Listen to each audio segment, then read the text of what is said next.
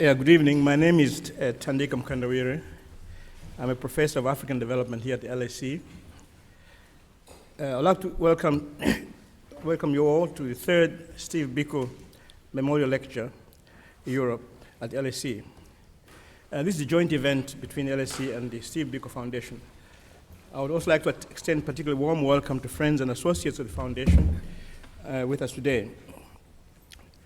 Today's event will be recorded and will be on video, and also there'll be there'll be podcasts if you're interested in that. And may I ask all of you to, including me, to switch off your mobile phones. I mean, I forgot about that. And for those who are into new technologies, the LSE Twitter hashtag is #LSEBiko. I'm delighted to have Hugh Masekela here, and I will say something about him later on. But first, I would like to introduce Ms. Mposa, the Director of International Partnerships of the Steve Biko Foundation, who will say something here. There you go.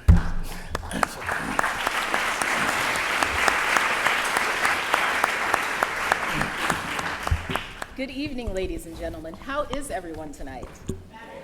Oh, please, people, you can do much better than that. How is everyone tonight? Better. I mean, Hugh Masekela is here. Don't embarrass me.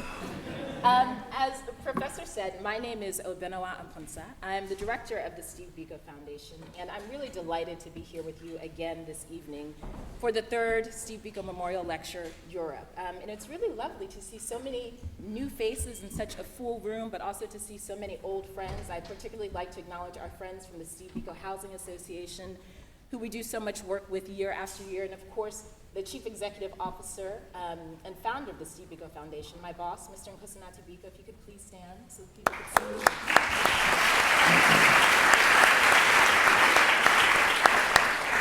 I'd also like to acknowledge what are new partners for us in this particular initiative, the British Council, represented here by Mr. Graham Sheffield, as well as Mr. Tom Porter, who's here all the way from Johannesburg, South Africa. So we were going to get the prize for traveling the farthest, but then he went and ruined it. But welcome, Tom, and thank you for your support.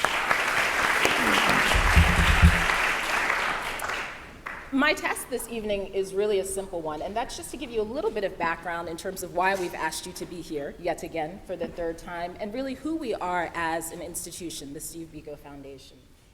This lecture is in many ways a continuation of the Steve Biko Memorial Lecture that takes place in Cape Town each year. We just had our 15th annual Biko Memorial Lecture.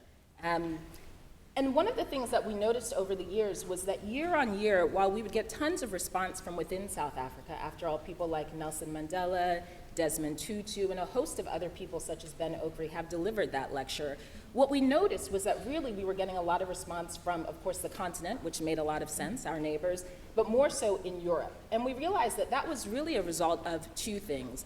One, I think the historic ties that bind people in Europe with people in South Africa, things like the anti-apartheid movement, which was very vocal here, as well as other anti-colonial movements, such as the Pan-African movement. We know that many of the people that ended up leading that were actually students here in London and in other areas of the UK. But one of the other things that we also came to realize over the years was that the changing demographics in Europe, more and more people of African descent coming and living in communities, not only in England, but throughout the continent, meant that people were increasingly asking questions about who they are, who they were in relation to other people, and looking for spaces to interrogate that.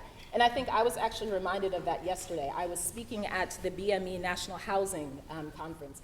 And after my talk, an elderly gentleman comes, I shouldn't say elderly, my mother would be very upset. An older gentleman comes up to me and he says, "What's your mother's maiden name?" And I told him, it's Ashley for the record, it's a terrible maiden name. I said, I'm a member of the Ashley family. And he said, "Oh, you're so-and-so's daughter, aren't you?" And proceeded to list all of my aunts and uncles, the band that my uncle used to play in, my grandmother's favorite color. So clearly this guy was the real deal. He knew my family, he knew who I was, and I encountered him all these many miles away from home simply because I look a lot like my mother. And of course, that got me thinking of the sort of personal ties that bind, but how do we translate those personal ties, these growing communities, into real tools for social, economic, and cultural change and development, really helping us to deal with some of the most pressing problems of the 21st century?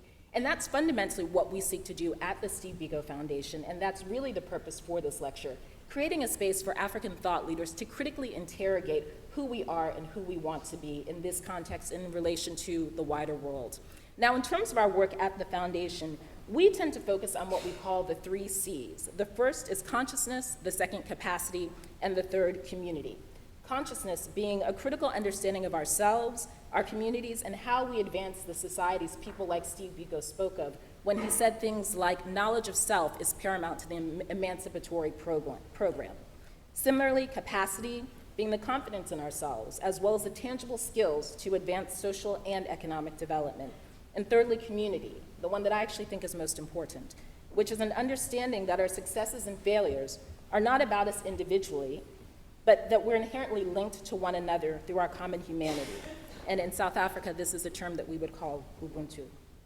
Practically as an institution, we carry out this work in the areas of leadership development, dialogue, as well as research policy and publications, with a particular focus on arts and culture, community health, economic justice, education, social history, as well as sports.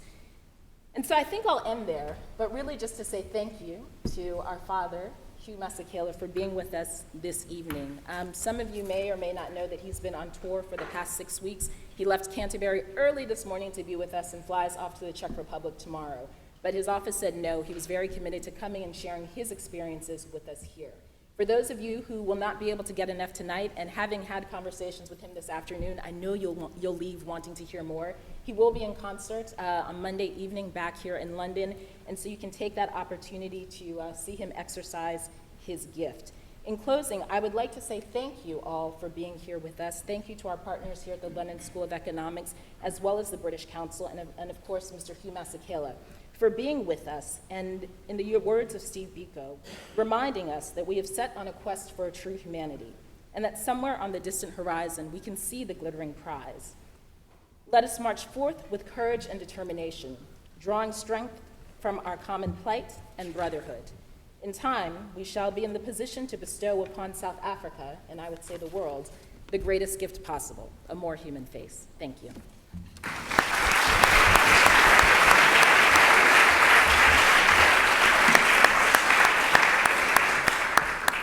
Thank you very much.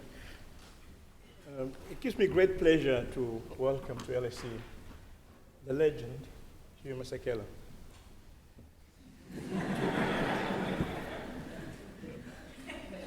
Well, today's lecture is on the role of art, and more specifically music, in the liberation struggle. I would be very surprised if there's any liberation struggle anywhere in the world in which art and music have played such a profound role as in South African case.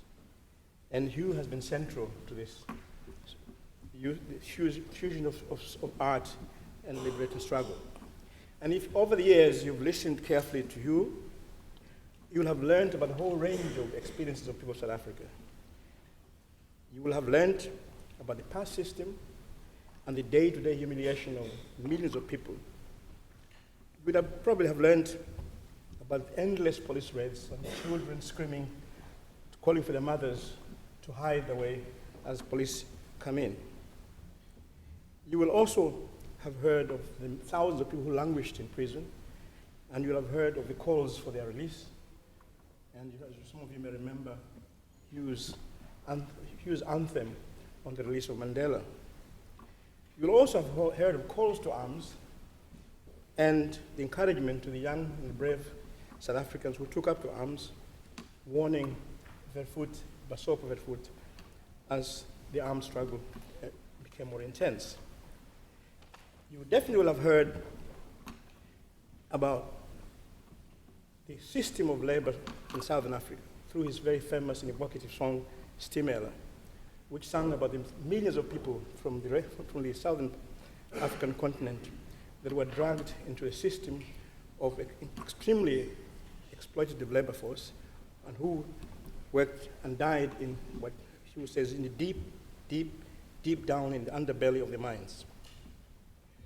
Those trends took back, the same trends, took back millions of people back to their homes, some of them diseased, in many cases wounded, And with them, they carried their guitars, their gramophones, their records, their accordions, and of course, South African music.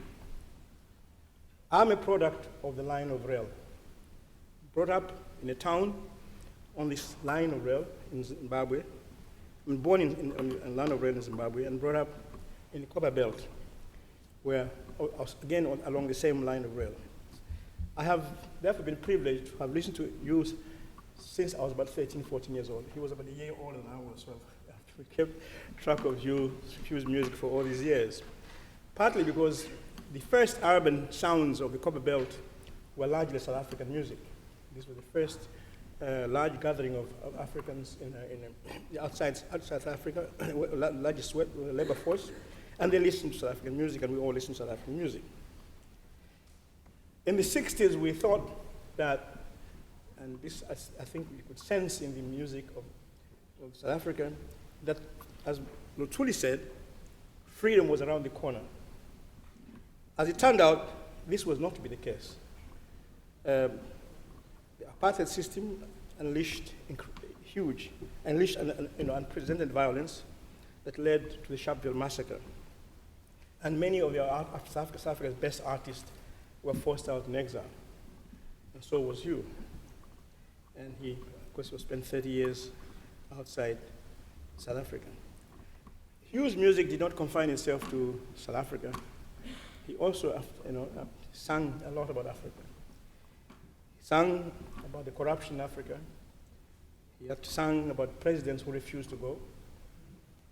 And in one of the most evocative songs about people that have to leave, he asked him, say, why don't certain people want to leave?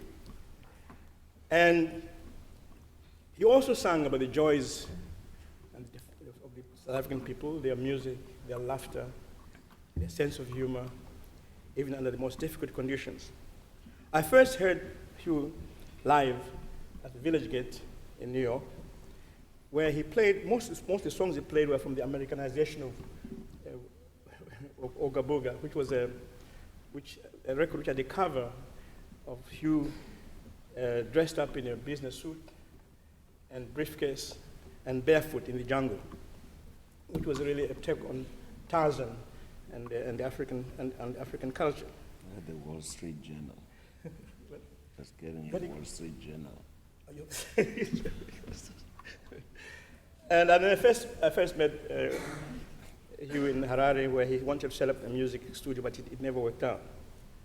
So in many ways, this man has had a profound impact in a whole generation of us who followed the struggle for struggle. And so in many ways, he has been an inspiration and a reliable and sure-footed guide to many of us over the years.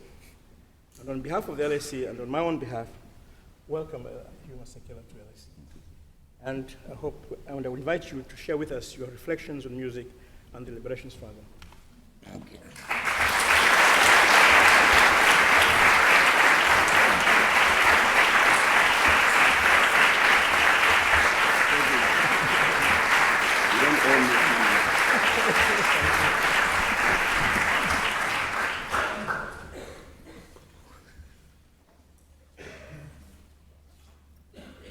I'm going to do everything I'm not supposed to do or say today.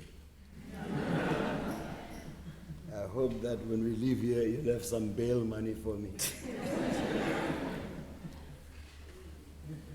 Surprise.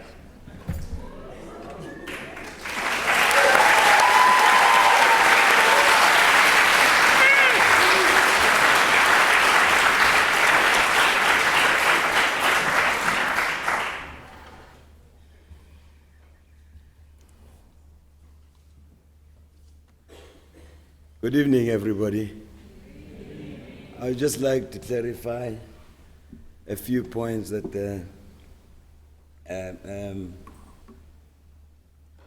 Thandika forgot to mention, that in the picture that he was talking about on the cover of the album, the Americanization of Ooga Booga, I also was carrying, besides the briefcase, a Wall Street Journal. But most of all, I'm not a legend, neither am I an icon. If I came from Japan, I probably would be a wonderful sushi chef. If I came from Germany, I probably would be a hell of a beer brewer. But I came from a place of music, and for me, it was like a pig in dirty mud, because I was bewitched with music from infancy. So I just want to clarify that if it wasn't for the people I come from, I wouldn't be anything at all. There's a train that comes from Namibia and Malawi. There's a train that comes from Zambia and Zimbabwe. There's a train that comes from Angola and Mozambique, from Lesotho, from Botswana, from Swaziland, from all the hinterlands of southern and central Africa. This train carries young and old African men who are conscripted to come and work on contract in the gold and mineral mines of Johannesburg and its surrounding provinces and metropoli. 16 hours or more a day for almost no pay. Deep down in the belly of the earth, when they are digging and drilling for that mighty evasive stone, or when they dish that mush food into their iron plates with the iron shovel, or when they sit in their stinky, filthy, funky, flea-ridden barracks and hostels, and they think about the loved ones they may never see again, because they might already have been forcibly removed from where they last left them, or perhaps wantonly murdered in the dead of night by roving or marauding gangs of no particular origin. So we are told. They think about their lands and their herds that were taken away from them with the gun and the cannon, with the collaborator and the dog and the tear gas and the poison, with the bomb and the Gatling. And when they hear that choo-choo train, a puffing and a smoking and a tooting and a steaming and a crying and a wailing and a moaning and a screeching and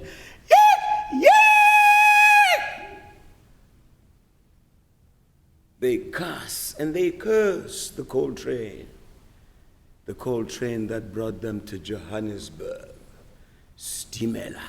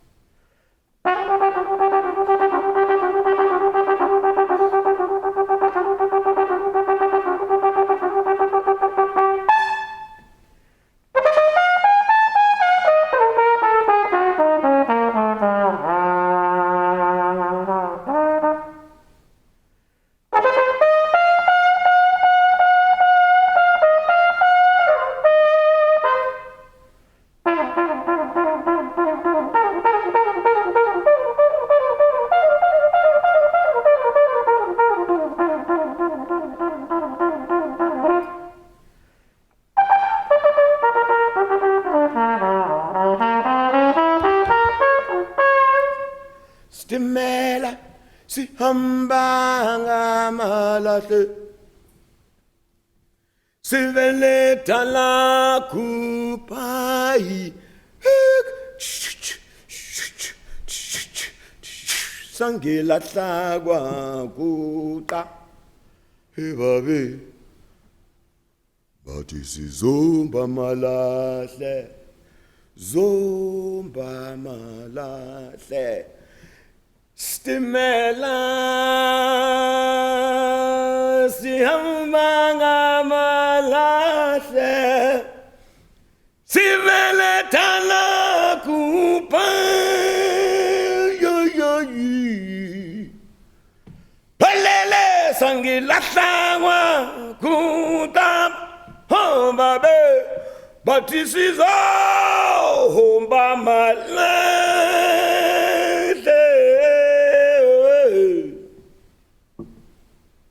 athi iyo silinyule kompone ngathi uyabhayisa lapho we stimela tujika wena sidalinde ngezinja siyelele mame emigodi yinibo stimela tajika lapho sikhanele izihlobo zethu ololoma masibuyele nedalako khanele izingane zethu mama masibuyele nedala sikhalela bo baby bethu yololele masibuyele nedalako khanela bazali bethu But molo wena nonke bo stimela sihamba ngamalahle siveleta lakho bye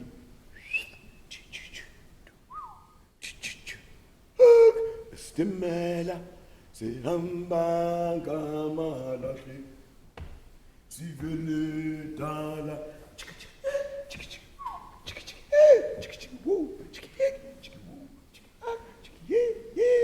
Stimela, sihamba ngamalahle sivele helele mari stimela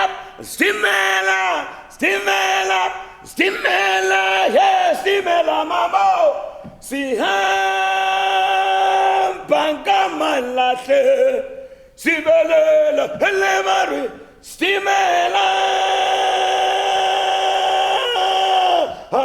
Simela mama, stimela, sihamba ngamalahle, siveleta lakho bye. Stimela, sihamba ngamalahle, siveleta lakho bye.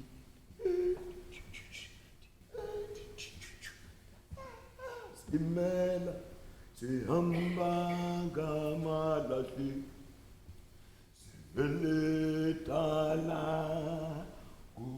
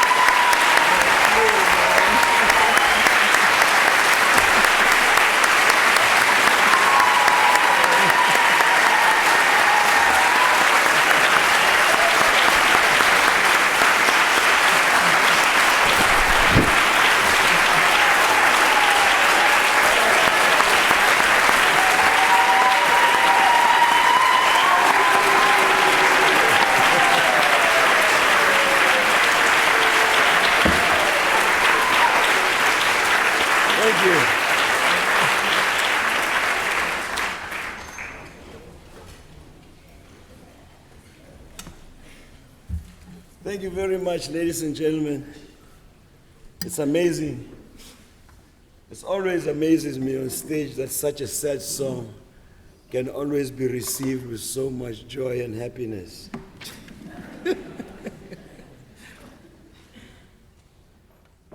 But then, I guess that's what life is about, is joy, happiness, and a whole lot of sadness. When I was invited here to this lecture, I trembled and I nearly wet my pants.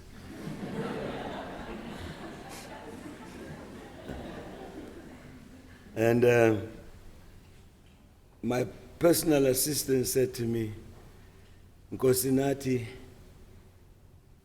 Biko insists that you do this. He's asking you, but he's insisting that you do it. So I said, I've never done anything like this before.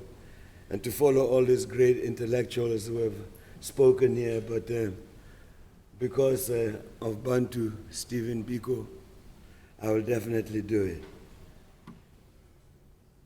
I was given leeway to really speak about what I felt. I know I was supposed to speak about liberation and music, but so much has been said on that subject, and to a great extent, the music doesn't seem to have really worked, because even though Bob Marley and Harry Belafonte and the Beatles and Bob Dylan and Miriam Makeba and all these people have tried to sing about bringing about peace.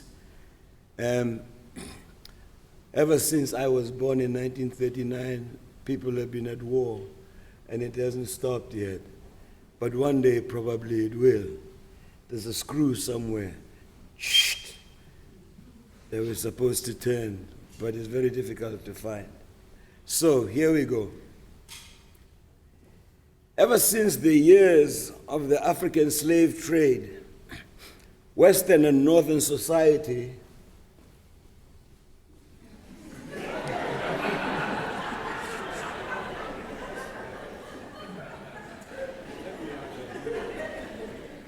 that's the most perfect timing I've ever seen. Oh, God? Okay. I'll start again.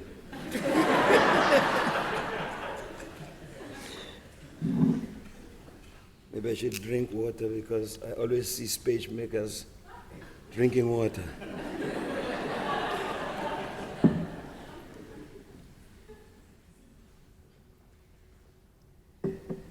I come here in the spirit of Bantu Biko.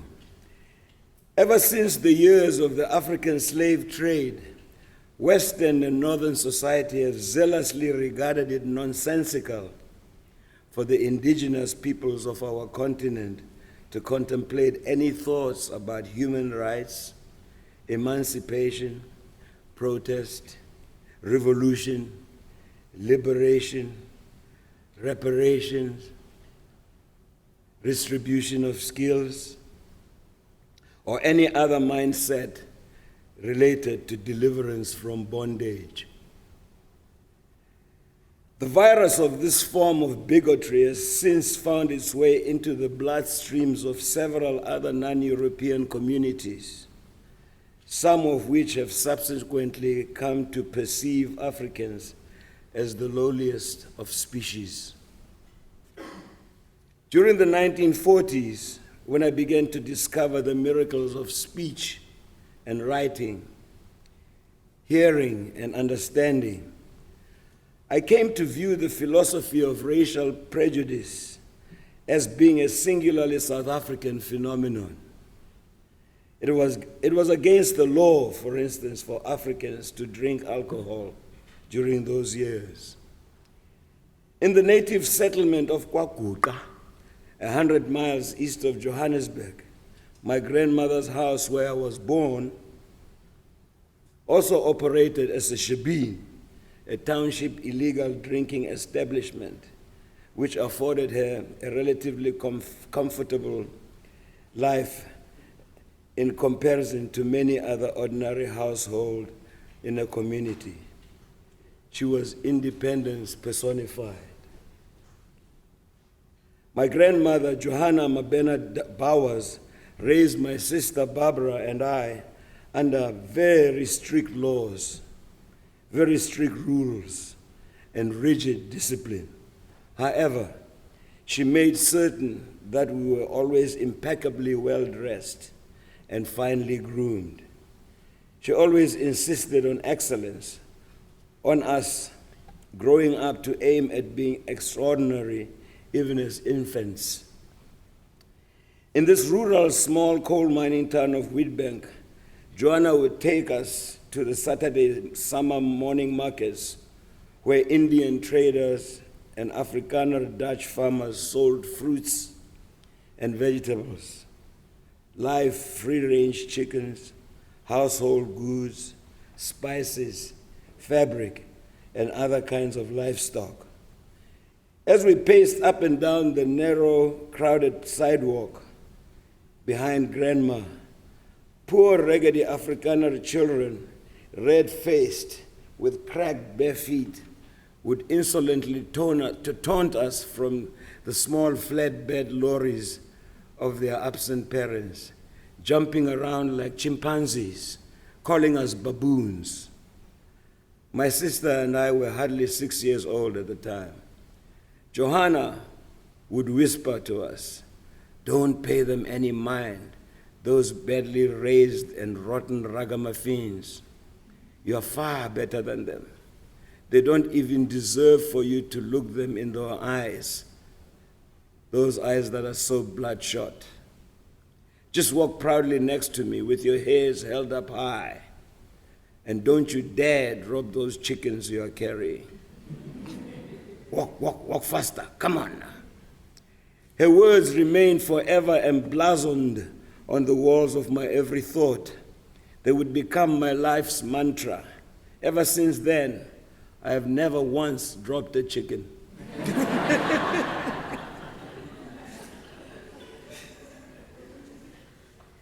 I would never again fear anyone who looked down on my race as being inferior to them.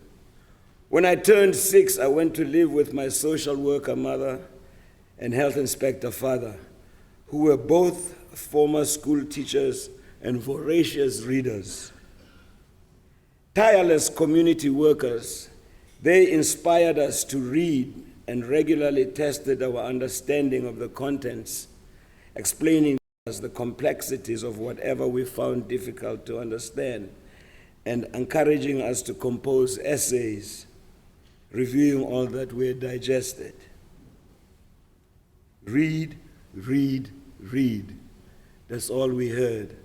But they also taught us a very valuable lesson, because they always brought stray kids home. And they would give them our beds, and we always used to have to sleep on the floor. And they would give them some of our clothes. So one day, when I was 9 years old, I was brave enough to confront my mother in the kitchen and ask her, "Why are you always giving away our clothes and we have to sleep on the floor?" And she said, "You know, those children we bring here, they might be here for only a week, but when they leave here, they don't know where they are going. And in a few months, those clothes of yours that I've given to them will be raggedy because they don't know where their next clothes are coming from. But you will always have a home, and you will always have clothes. Never, ever forget that." And always lived by that belief. And the first time I slept in my bed was when I went to boarding school when I was 12 years old. It was during those ensuing years that I came to comprehend the thinking of European and Asian societies, particularly their perceptions of African people. Growing up under colonialism and the ugly horrors of apartheid, which was institutionalized in 1948 when I turned 9, I came to realize very early that the future would be filled with racial hatred, towards Africans, a battle I would have to fight for the rest of my life. It became an abomination whose roots grew deep inside the invasion of our continent, beginning with Arab trade as far back as the 13th century. Through the hundreds of years when Africans were enslaved, their brutal transportation to the Western world, and how casually their suffering was and is still being treated as a minor event in the history of the human race. By the middle of the 17th century, when Jan van Riebeeck anchored his ship at the Cape of Good Hope, he elected to establish the first Dutch colony in South Africa.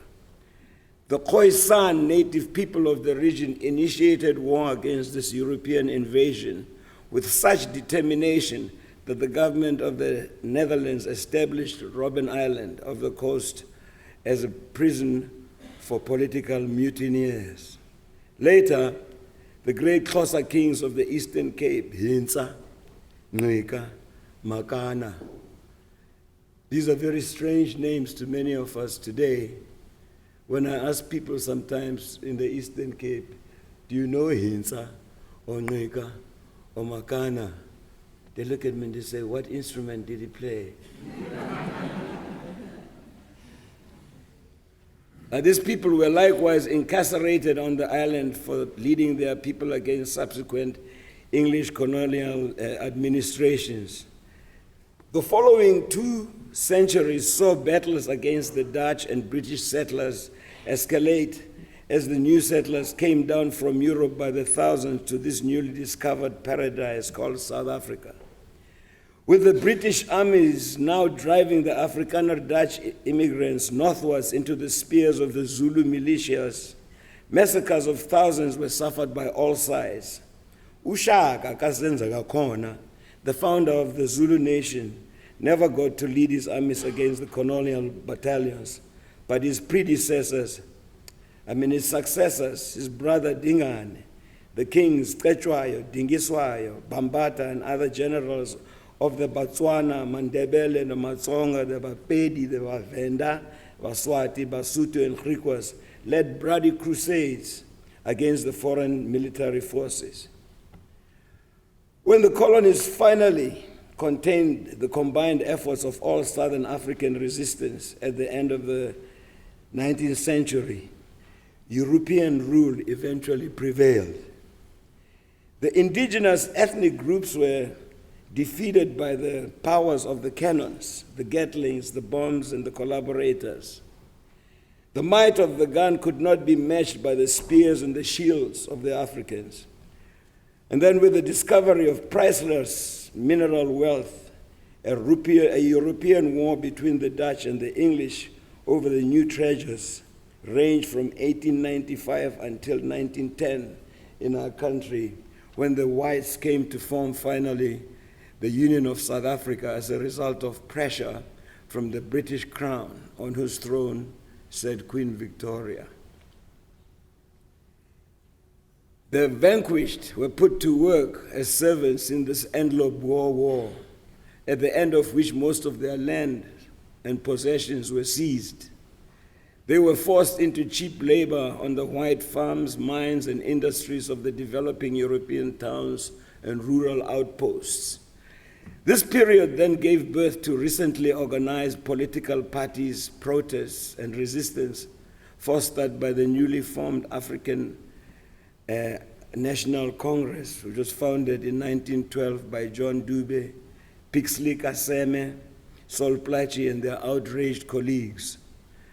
As the organization grew over the following decades, it spawned brilliant leaders like Albert Luthuli, Lillian Ngoyi, Silope Tema, A.B. Kluma, Z.K. Matthews, Aida Mtwana, Yusuf Dadu, Moses Kotane, and other brilliant minds. Its youth league spawned firebrands such as Walter Sisulu, Oliver Tambo, Duma Nokwe, and Nelson Mandela, to name a few. Mangaliso Sobukwe soon broke away from them to form the Pan-African Congress, which demanded the continent back through the slogan of Africa for the Africans. He was hurled into Robben Island, very quickly, at least 3 years before Sisulu, Ahmed Kathrada, and Nelson Mandela were also sent there. Sobukwe had first led Africans to burn their hated identity books, a campaign which was repeated by the African National Congress and became the prime catalyst for the Sharpeville massacre. On Robben Island, Sobukwe was isolated from all other political prisoners. He was later released into house arrest in the town of Kimberley, where he soon died very mysteriously from tuberculosis. With the African leadership now imprisoned, banished, exiled, or assassinated, a yawning void in activism against apartheid grew to the extent that the silence and inertia rendered the oppressed flustered, perhaps feeling defeated, cowed, and intimidated. All these things happened when I was still very young, very, very young. Of course, we grew up in rallies, we grew up in boycotts, we grew up in marches, and we learned the songs of resistance when we were still very, very young. Thousands of them. We don't know who wrote them, but our songs are very short, maybe 2 or 3 lines, but a great dance. And as soon as you join the people, you fall into the song. It takes you maybe a second to get your part and groove with everybody else. But the resilience of our people is not an easy thing to contain. From the burnt out ashes of our quiet desperation arose a shining comet, a planet called Steve Bantu Biko, imploring Africans to pursue black consciousness as a way of life. Bantu Biko preached the gospel of self-knowledge first. He believed that the hunger for Western values and political methods. He believed that to hunger for Western values and political methods was leading Africans away from their traditional values, indigenous legacies, historical glories, and cultural heritage. To seek freedom based on European democratic philosophies was to abandon the very elements that made Africans the unique people they had been prior to the arrival of the colonists and their religious missionaries who carried a Bible in one hand and a rifle in the other. Just when the arch-architects of apartheid came to believe that the African quest for freedom and liberty had been crushed through the imprisonment of the preachers of liberty and through the banning of all liberation organizations, here comes this inspirational young teacher fanning the dimming coals of African liberty fires. The disciples of Hendrik Verwoerd, the arch-architect of apartheid, chose to act swiftly against the seeds Bantu Biko was planting. They sought to render the ground on which he was sowing barren and arid. They had to take away his life, to pop the balloon of his dreams, to eclipse the deep love he cherished for his people, for his forebears, to blur the vision of our heritage, to create fear in the hearts of those who would dare to yearn for the visibility of their cultural inheritance, to fog the windows through which wide vistas of independence appeared bright and clear, to cloud the roads leading to deliverance from chains and whips, neck braces of lead, and eternal solitary confinement of our society. Bantu Biko's life was yanked from us as brutally as was that of Lumumba, of Sobukwe, of Makana, of the Mklenges, of the people of Sharpeville, of the children of 1976, and millions of people of the continent of Africa for whom there is nary a plaque anywhere today. But Bantu Biko's ideals, his dream refuses to fade. His legacy says no to the death sentence through constant torture and assault that was suffered upon his being. The time is indeed emerging again where African people will strive to revive the constant visibility of their heritage among themselves and for their children. They will create academies where we will be enabled once more to relearn our languages, where we will be taught the songs of our great-great-great-great-grandparents, where we will play the drums, the mbiras, the marimbas, the balafons, the ouds, the shakers, the koras, the bells, the violins, the scratchers, the clavs, the cymbals, the tumbas, the tam-tams, and the talking drums of our ancestors, dancing to the choreography they have sculpted us for.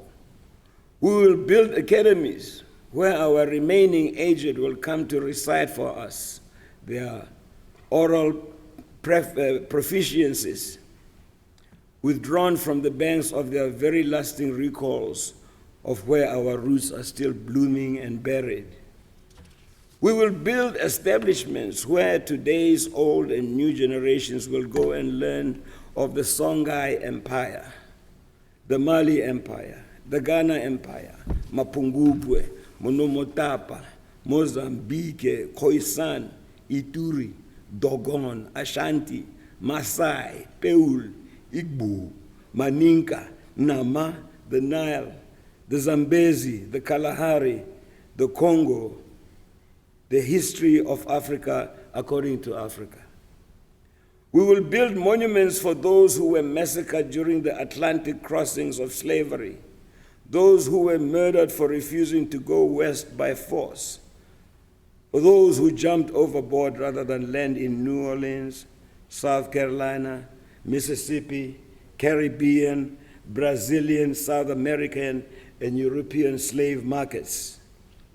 We will fashion conservatories where we shall bring back Louis Armstrong, King Oliver, Ma Rainey, Bessie Smith, Duke, Count, Ella, Sarah, Billy, Bird, Miles, Etta James, Marvin Gaye, Sam Cooke, James Brown, Miriam Makeba, Franco, Fela, Ebenezer Obey, Zakes Nkosi, Dorothy Masuka, Victor Ndlazelwane, the Manhattan Brothers, the Dark City Sisters, Lemi Mabaso, Spokes Mashiane, Dolly Rateb, and Temi Piliso, the Samba, Bob Marley, Fela Kuti, Demba, Tabule, Dumisani Maraire, Chiwoniso Maraire, Lucky Dube, Gipimu Ekesi, Ellen Silinga, Alpheus Nkosi, Salif Keita, Youssou N'Dour, and all the other gods of our music.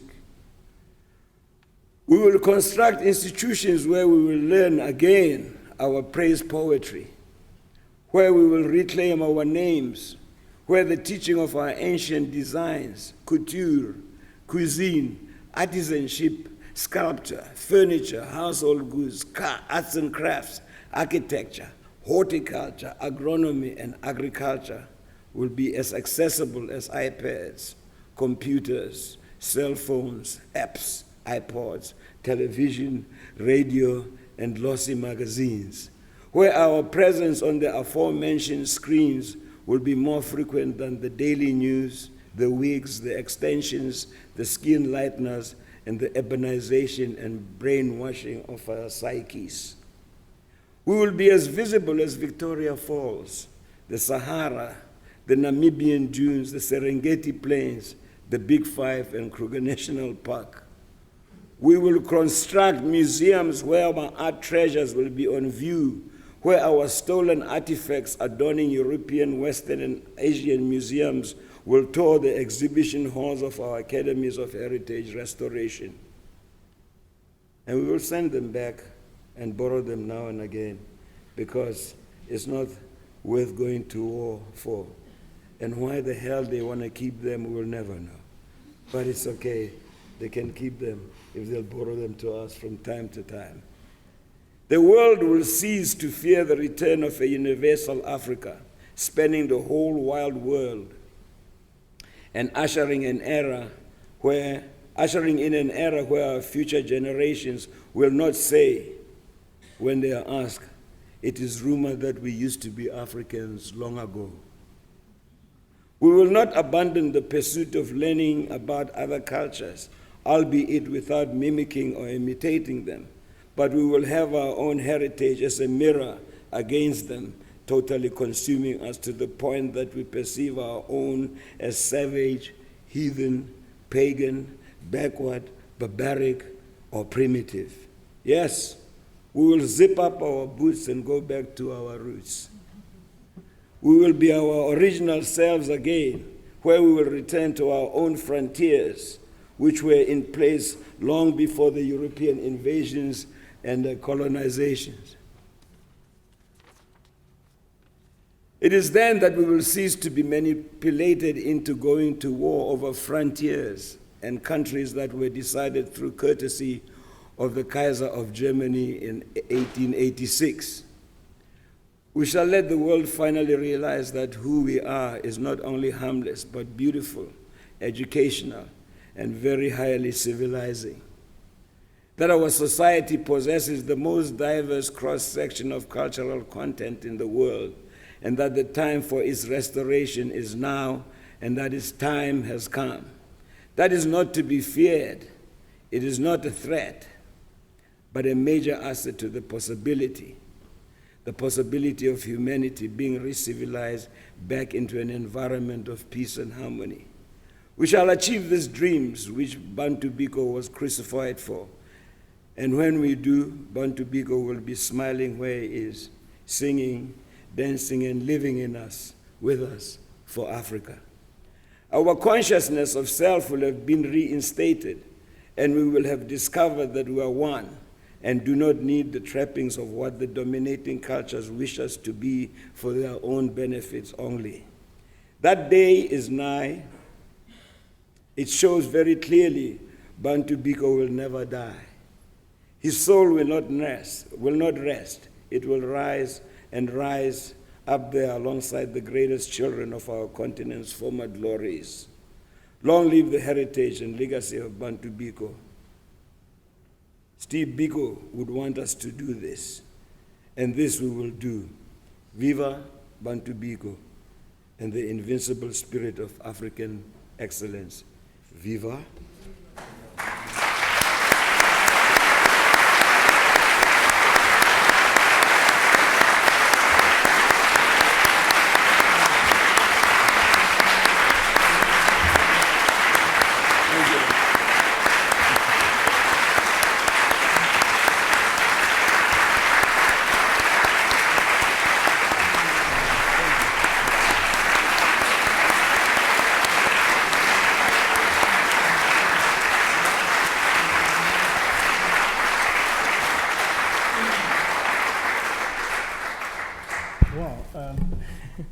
Well, thank you. In keeping with the LSE tradition for public events, Hugh has agreed to respond to some questions or comments.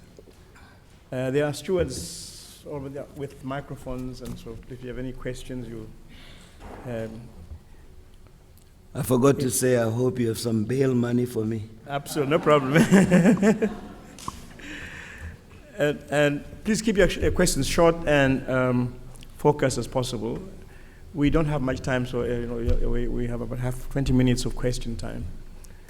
So any questions or comments? I see somebody there, right?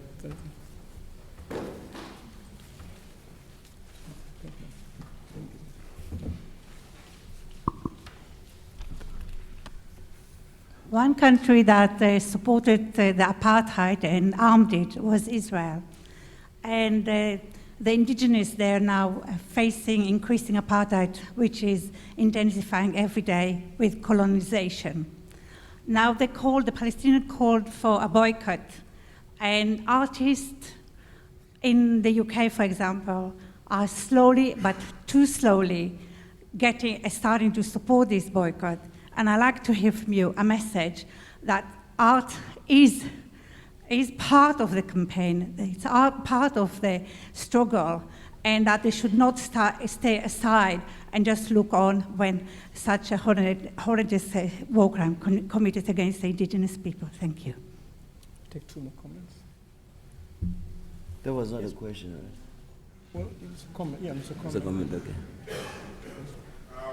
I was just going to ask, what you think is the place or the consciousness in the contemporary world? Can you repeat that with the microphone? Yeah, sure. I was just going to ask what you think the role of black consciousness is in the contemporary world and contemporary South Africa. Thank you. One more question. Well, can I answer that? No, you have 3 questions. Oh, I have 3 questions. One more question. Okay.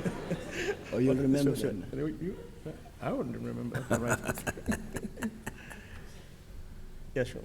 I just wanted to get your view on what I'd say are 2 parallel narratives in South Africa at the moment. One being that now that we're into 20 years after democracy, black people apparently should have been able to empower themselves.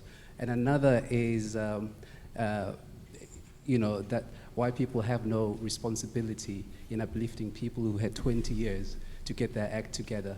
And there seems to be kind of a discourse between what I would say maybe part of the white section believes they are not implicit in the condition of the current contemporary Black South Africa, and the other view that says that we are still owed something.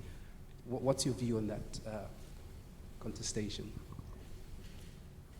Will you remember that? One was on black consciousness. I got that one.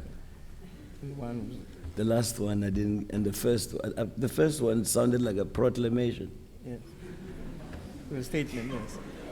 Yeah. It was, The other right? one is about, the emerging divide within South Africa between Huh? Whether you would call not to support the artists, the cultural workers, to support the workers of South Africa, apartheid South Africa, whether you would do the same call, where there is another apartheid, with racism and apartheid, whatever it is, to support.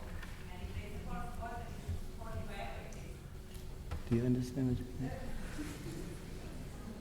I'll get back to you. He was asking about the growing differentiation, class differentiation in South Africa. Okay. Let me start with. You spoke rather softly, but this is very loud now. Or maybe it's me, right? Wow. In the history of human beings, there's never been a time when a group has said, listen, we are sorry that we killed you, enslaved you, put you in prison, raped your grounds for all your mineral wealth, took away your land, and put you in cheap labor camps, and made unbelievably uncountable fortunes from you. Here's 500 trillion pounds to show you how sorry we are. That has never happened in the history of human beings. And it's not about to happen anywhere, and especially not in South Africa. Because we have to remember that South Africa was built on greed.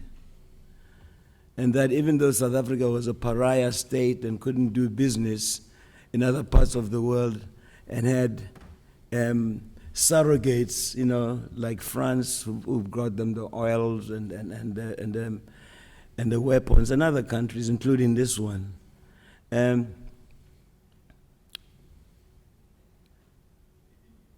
South African businesses were only been done by people of European origin. Africans were not allowed to do business until maybe the late 1970s. When we became free, we freed all that community that couldn't do business in the world easily. Not only that, but they couldn't do business in Africa at all. And today, all the new businesses in Africa are those businesses. So what I'm trying to say to you is, unless we pick up our boots I mean, zip up our boots. Unless we do that, nobody is going to come to us and say, hey, here. And like the biggest aid that we can get is not like financial or foreign aid. The biggest aid that we can get is the one that we possess, our heritage. If we can get back to who we are, we can have our own industries, the things that I talked about that we have abandoned. I mean, like you look at, for instance, the hair products today, pull $100 billion a year out of the African community. So it's just one of the things. I don't want to talk about religion and other things, So we have to, without abandoning what is good, in foreign cultures, we have to really find something for ourselves that we own, that we can sell, that we can deal with, so that once we are ourselves, I think we will get more respect than when we have our hands out and asking. Of course, it's not easy. But then we've been suffering for the last 400 years, Another 100 years that we spend to become ourselves won't hurt us that much. But I don't think we should have any expectations of miracles from the outside, The miracles only happen in the media. They tell us, oh, South Africa, what a miracle country. But inside, nothing much changes except that we can vote today. We're not harassed by police. If you are creative enough, or if you have the right connections, maybe you can get one foot into like the other world. But I mean, this is not just South Africa. It's just about every country in the world. People who are underfoot never get out from under the foot, especially when they expect that the ones who oppress them will help them. They won't. All they want to do is to look at the ledger line. And business is about profit. It's not about charity. If we get that in our heads, maybe we'll start thinking differently. I don't know if I'm answering your question or not. Thank you.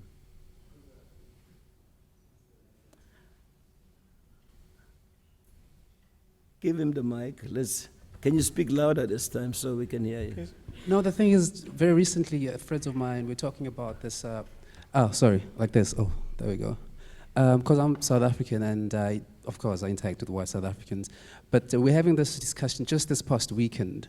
And amongst our white friends, I would say, there was this sense that we are the current newer generation of the white South Africans. We are not the ones who actually took away your land. We are not the ones who set up the economic machine as it is. So we have nothing to pay you back with. We just find ourselves in this privileged condition, and we are not, we shouldn't be be guilt-ridden all the time. So my question, I just wanted to get your feel into that sort of psyche from the white contemporary, shall we say, the one who was not the original taker, but is making part of the newer South Africa. Are you talking about white youth? Predominantly, and perhaps the liberal, progressive. Well, I mean, typical white. It's a very comfortable or a convenient thing to say. It doesn't take away the wrong. And first of all, they don't have the bread. They're not the ones who have the money. They're not holding the money. And many of them say that to make sure that their parents give them pocket money. You know what I'm saying? It's an easier thing to say than to say, I'm going to try and be part of righting the wrongs. I think that it's incumbent upon everybody in the world, not just certain people. It's incumbent upon everybody in the world to oppose injustice, regardless of whether they were there or not. So for me, that kind of answer is a load of rubbish. Thank you.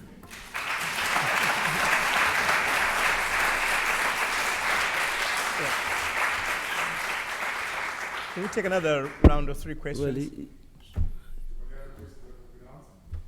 Well, You asked about what is the role of black consciousness in today's contemporary world, right? I don't think that when Steve Biko talked about black consciousness, he was thinking about the contemporary world. I don't think that to get to know ourselves, we should consider the contemporary world, because the virus is in our society, and we have to heal our society first, you know? And when you say the contemporary world, that also is a media word that was created not by us, you know? We don't live in the contemporary world. We live in the world of Africa, the world of slums, the world of squalor, world of cheap labor, of being exploited, of, you know, of our continent is wealth not below. We don't own the continent of Africa, you know?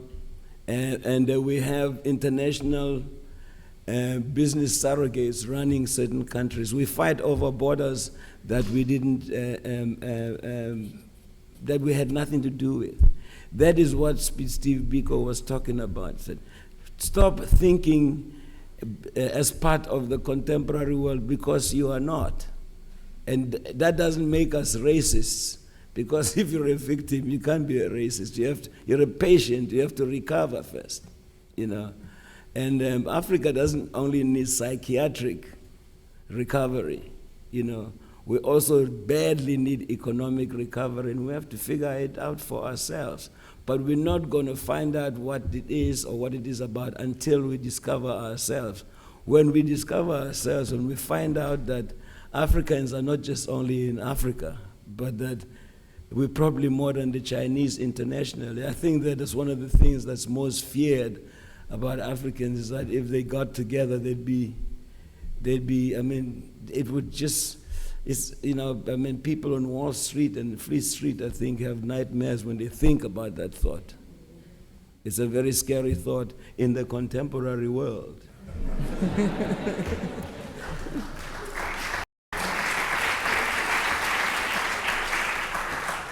Yeah, 3 more questions. Please, brief and start way at the back there. Thank you. I would like first to appreciate and honor Professor Kandawire. For the last time I was at LSE, I always question the kind of speakers that they are invited. And I can assure you that we need to collect money for your bail when you live here. Thank you. And thank you for your frankness. And like we are saying, we are not apologetical to be black, and we should always propagate the blackness and what the Western has done to us. And we are not, I always say to the LSE professors holding such, you know, lectures of saying, don't bring people who will come and rubbish Africa. Bring people who will come and tell you about Africa. Not people who will come and say, you know, corruption and Zuma and ANC and that. We are sick and tired of that. The media has fed us enough. We are enough. We want people like you, Masekela. Thank you. Okay, there's one question.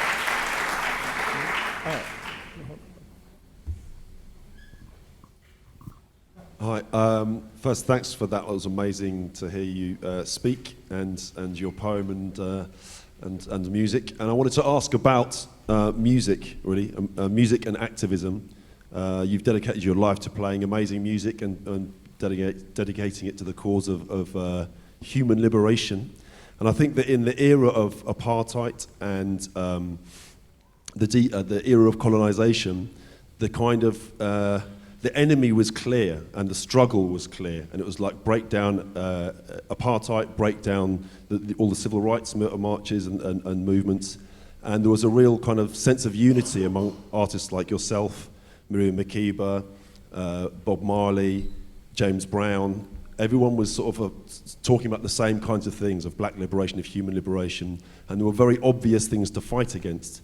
But in 2014, the world power is much more hidden, sort of fractured, it's hiding in plain sight, but it's much more sort of fractured, and the enemy isn't quite so obvious. And even the kind of who the people are that we're all trying to rally together with music isn't quite so obvious, because we're all much more diverse and diluted, and there's no clear places to stand like this is the good side and this is the bad side. It's all much more complicated. So I wanted to ask what your thoughts were regarding the power of music and the role of music in continuing the sort of liberation struggle to fight against injustice in terms of bringing people together in a much more complicated and fractured world. There's one more question. I'll come back. Hi, thank you very much for your talk, Hugh.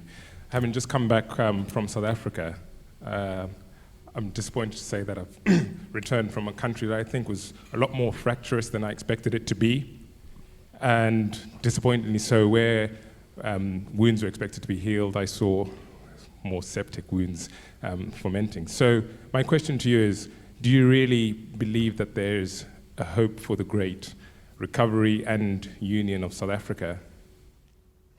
I didn't get the last part of the question. What hope does Hugh hold for South Africa? You want to take it? Should I answer that one first? Well, you can, there's one more. I think you should take Okay. one more. At the end, at the back.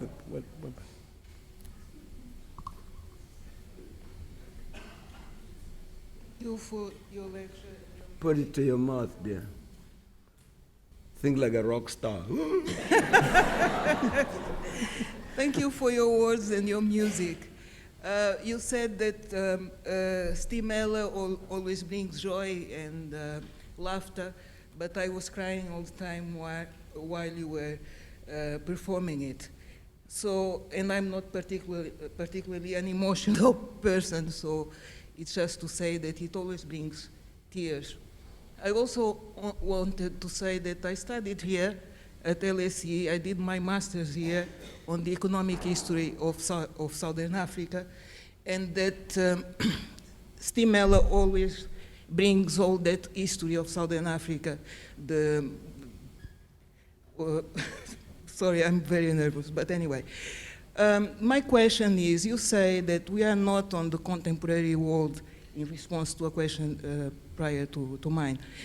What I wanted to know is what you think about South Africa being part of the BRICS bloc of countries. Is that being part of the contemporary world? That's my question. Thank you. Yeah, Okay. I can only think of music. Okay. For South Africa. I'll start Two of them from- about South Africa. I'll start from the back. About BRICS, I didn't know it described countries. I thought it was for building until somebody broke it down for me, that it was missing a K.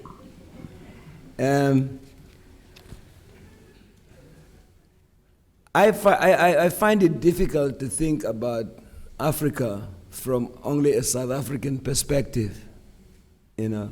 I can only think about Africa from a perspective of Africans all over the world, because the African world, all over the world, has had the same raw deal, you know.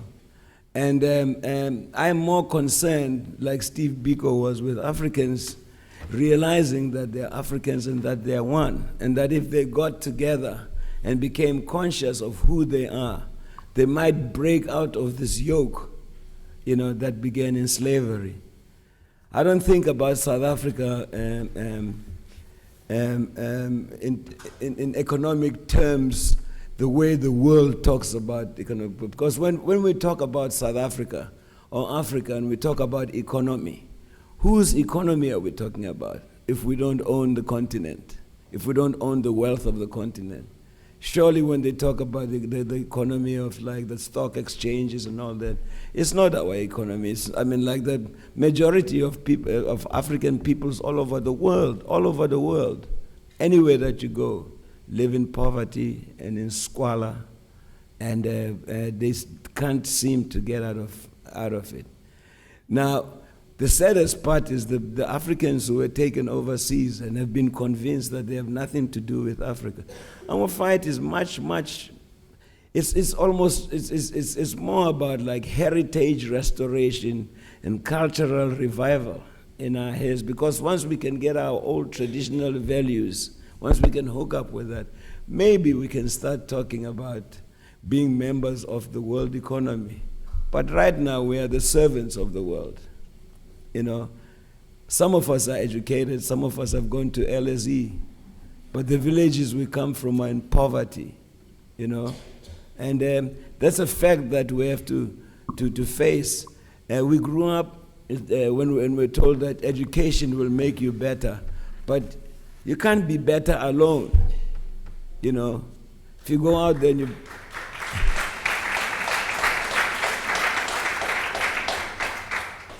If you're better alone and you become a billionaire and you forget where you come from, you join the other world, you know, and you leave your people behind. The one thing I learned from Miriam Makeba and Bob Dylan and Bob Marley, you know, and Harry Belafonte and Miles Davis and Dizzy Gillespie is that if you come from a people through whom you have reached where you are, you know, and you are using those people as a resource for your platform to go up. And when you make it, you forget about them. The gods are going to turn against you, you know.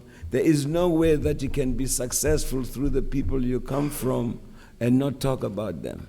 And that is not activism. It's just like paying back the debt, you know. And I think that is a thought pattern that is very difficult to get into people because everybody is chasing the buck. But once you got it, what you got? Only the buck. But the buck won't free you and the buck won't bring you happiness. Shakespeare.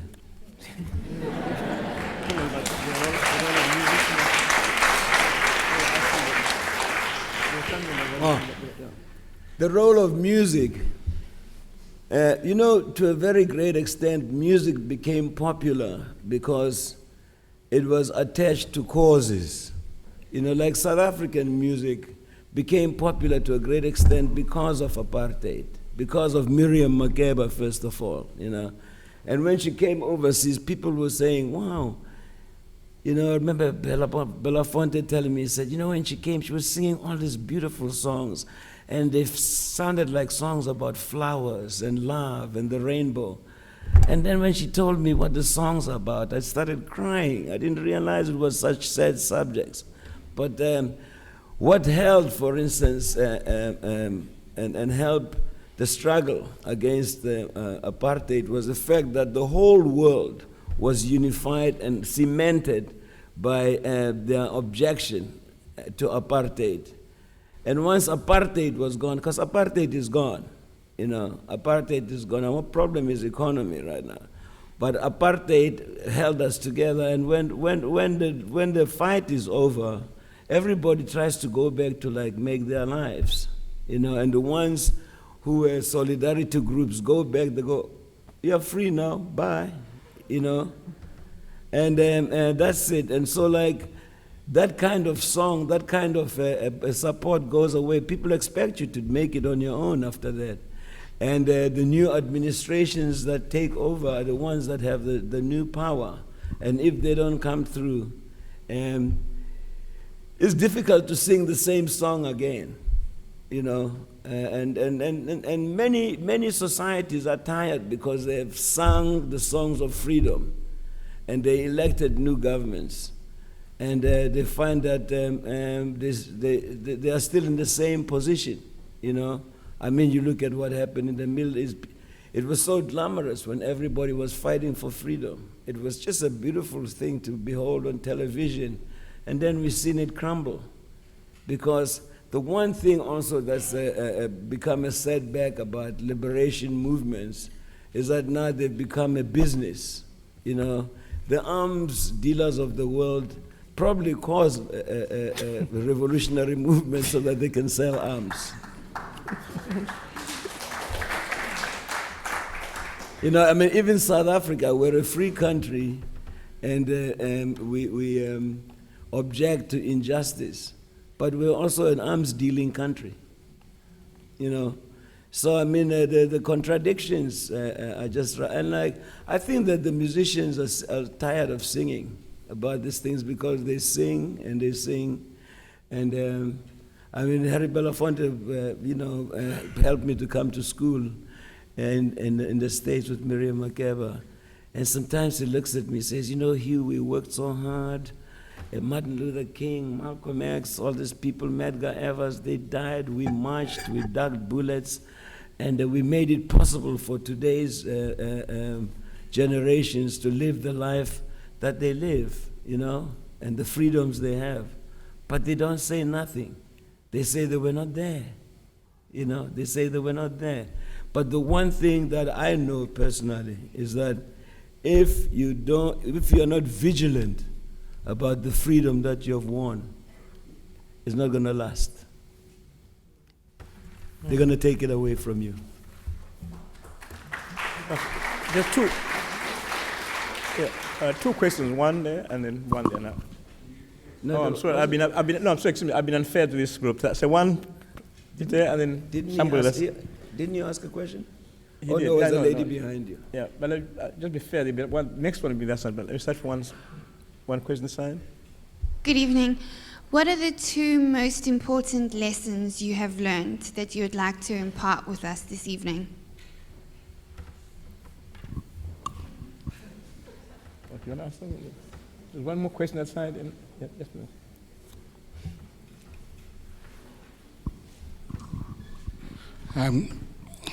Can I just preface my question firstly by saying it's great to be in the presence of greatness. You bring the mic nearer to your mouth. Nearer to me, sorry. No, I was just saying that when you started, you were self-deprecating by saying you're not an icon or a legend, but in fact, you're more than that to many of us.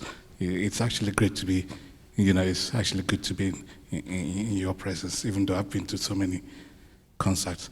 But I have two very short questions, related questions, really.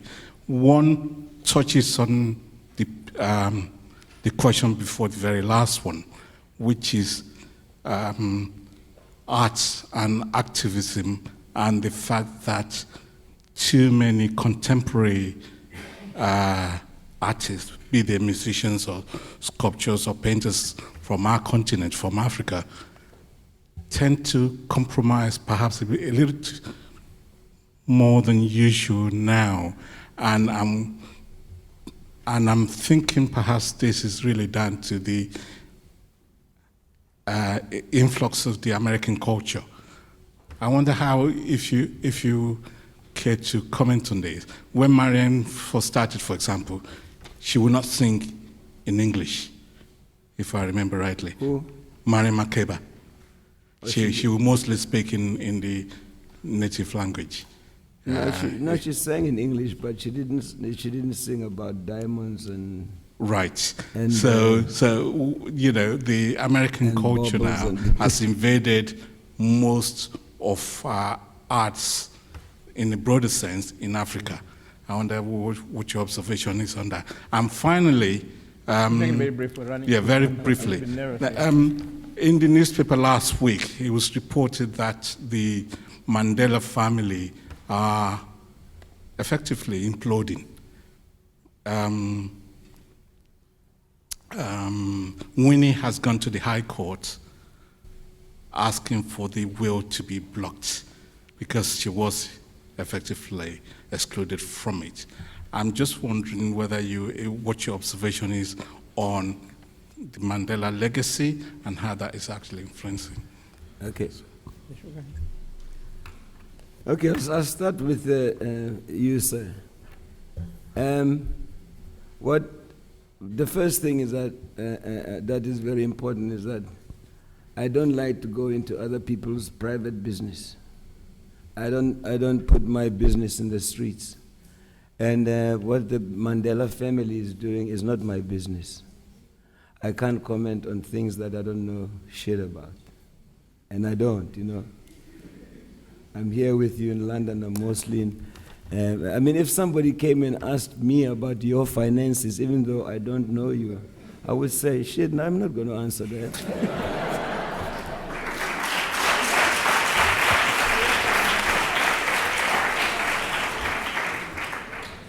And the second thing is that the music industry internationally, not just in Africa, just internationally, has changed.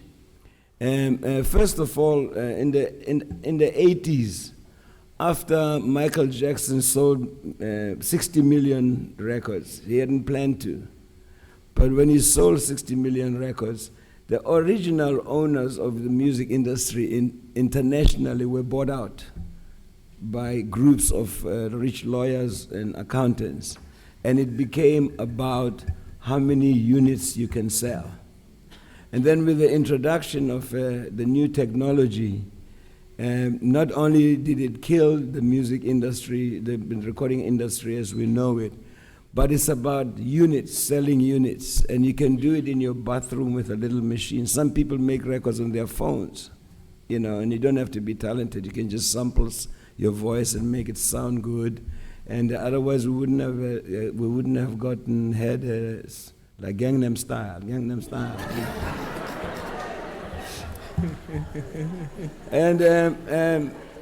And with everybody who is going into the business, you know, today, popular music, it's about you want to make money and get those golden chains and the diamonds and drink crystal champagne and go out with babes and talk shit, you know. But it has nothing to do with art anymore. I think that art is as old as, I mean, like that part, it'll never come back again. That part of the music industry is as gone as a 1963 Chevy Impala. You won't see it again. Gone with the wind. Sorry. There's a question about what lessons have you got from your experience? But if you were to transmit. Oh, if I had to, you said what, 2 things I would tell people not to do?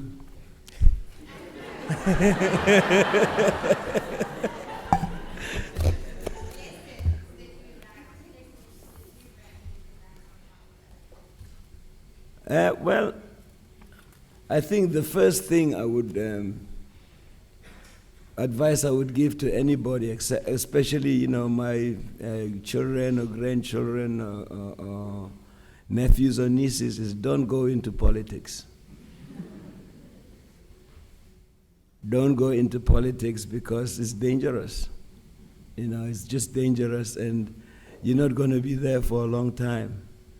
You know, it's built so that, like, if you're lucky, there's 2 terms, unless you become a dictator. And when you become a dictator, then your life is in danger. It's not a win-win situation. It's a pray, take, and good luck. Yeah. So, I mean, I would warn you, in case you have that kind of ambition, keep to your photography. And the second one is sex is overrated, so don't try and overdo it.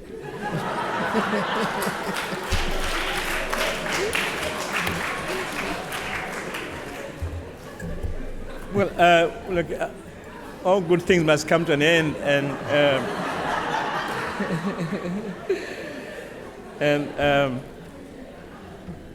yeah, there are a lot of questions one would have wanted to ask you. I mean,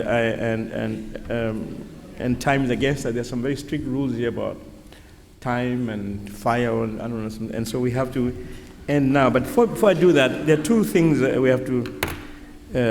Before I just start off, I'll ask you, the audience, to join me in thanking Hugh for not only his wisdom, but also for his generosity to have played for us This is just an amazing experience at the LSE. Well, I've got everybody's address and I'm sending bills. Very good.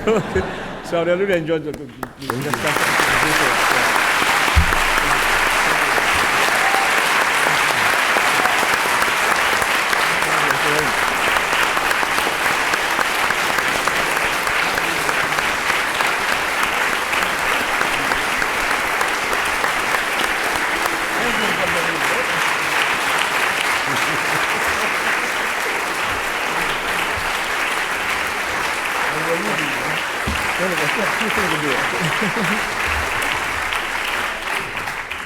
There are two quick orders of business here. First, I would like to call upon Christina Biko, who is Steve's eldest child and the CEO of the Steve Biko Foundation, to make a special presentation to Hugh.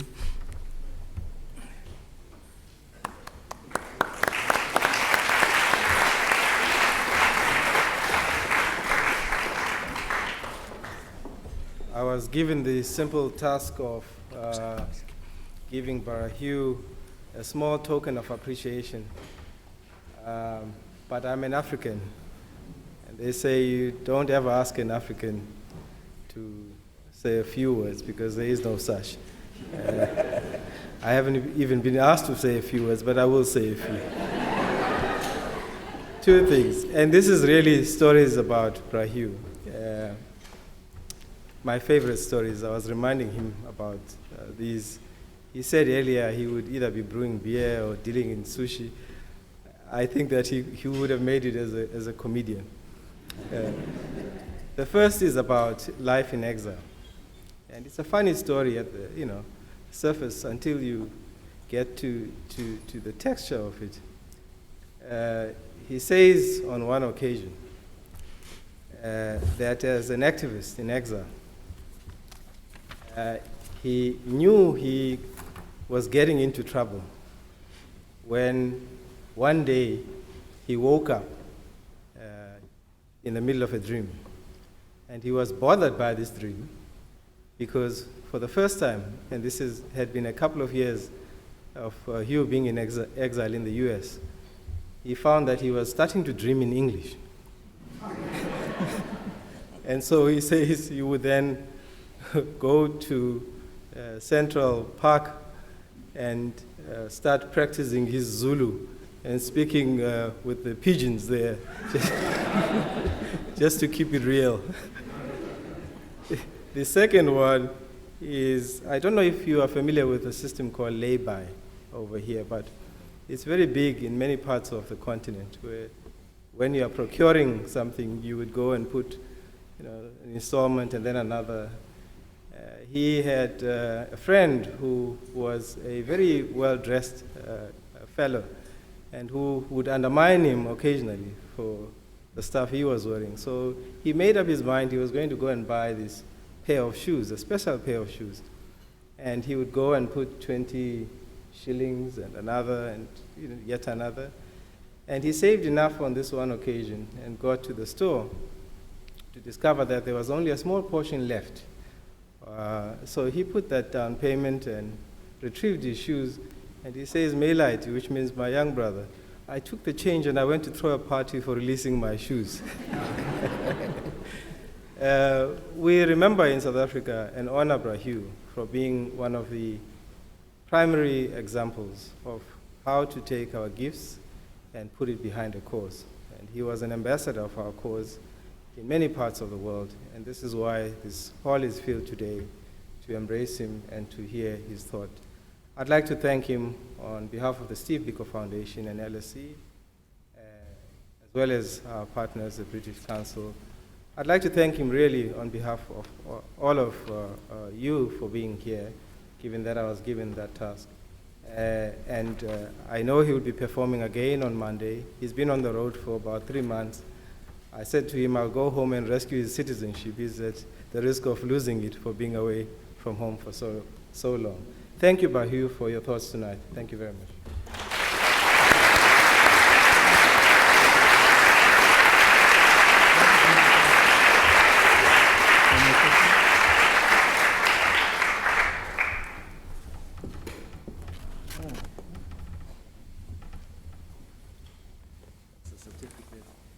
a certificate as well as a portrait of Hugh.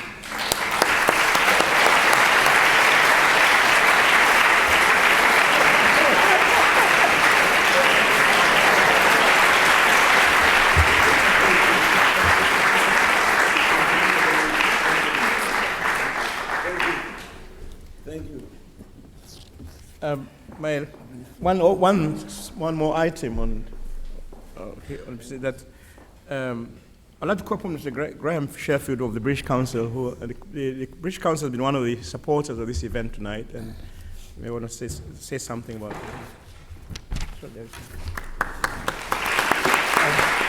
Good evening, everybody. I'm sorry to detain you from what I'm sure will be a very welcome drink. I certainly wouldn't mind one.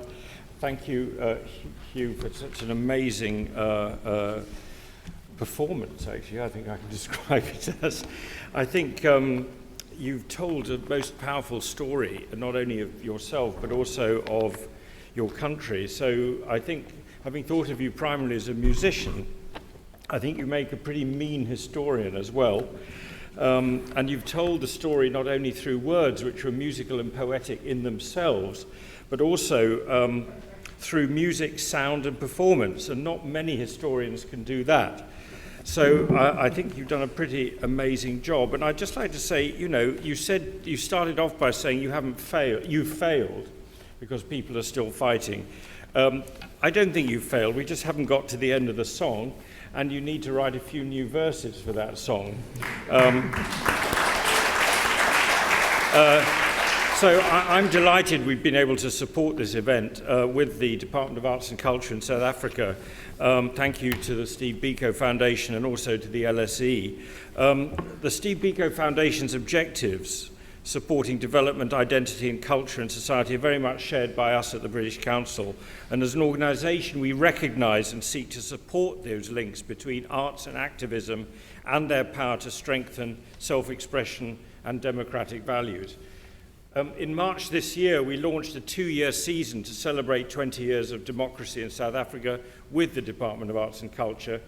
And this new collaboration is already seeing the young people of our two countries, engage in a program to strengthen further our cultural relations between us in photography, design, fashion, film, theatre, literature, music, digital media. These, in a sense, are those new songs that we have to create, the new narratives, which will give us all hope in the next 20 or so years.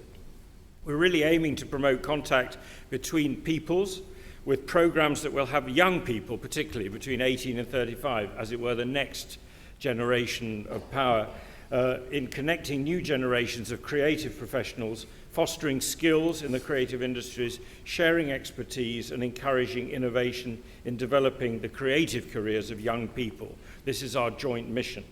It also presents an opportunity to showcase and promote British art in South Africa and South African arts here, challenging and updating perceptions that are often outdated and stereotypical and not true to the peoples of our two nations. And we're also obviously trying to build a renewed trust between the UK and South Africa. We also already encompass the British Council's Connect ZA programme, which has created many opportunities for the UK sector in South Africa.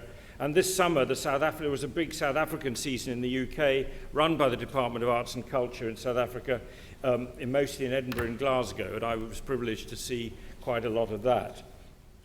I'm really here not only to pay my personal thanks to Hugh, who I last saw in New Zealand, actually, after we both had very long flights to the Auckland Festival last year, but I'm really here to tell you about a new fund we've launched jointly with our South African friends, to an open call for projects, calling for new partners in both countries to get together, get involved, and apply for a number of grants to boost existing relationships and create new projects and connections for the next stage of this initiative. So I sound a bit like a commercial break, but there's money involved and you can apply for some of it. So I very much hope that those of you who might be interested in this opportunity, well, I think we've just launched it this week, haven't we, Tom? This week. Interested in this opportunity, seek out further information from our wonderful team, Tom and Sarah, who are running this project in the UK and South Africa, sitting here at the front. And it's all on the website, I'm sure, isn't it, Tom? Yes, thank you. And I also hope that those of you here will join us in actually witnessing and enjoying some of these projects that will develop over the next 2 years. So that's all I have to say. Thank you for a remarkable evening, and good luck with the rest of your tour, Hugh. Thank you so much.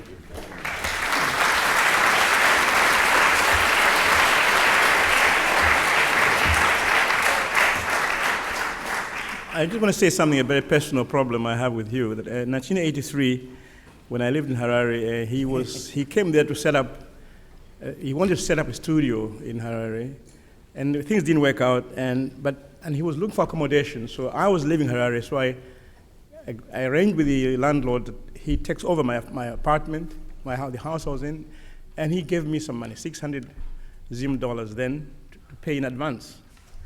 But he never came back to Zimbabwe. So I still owe him the money.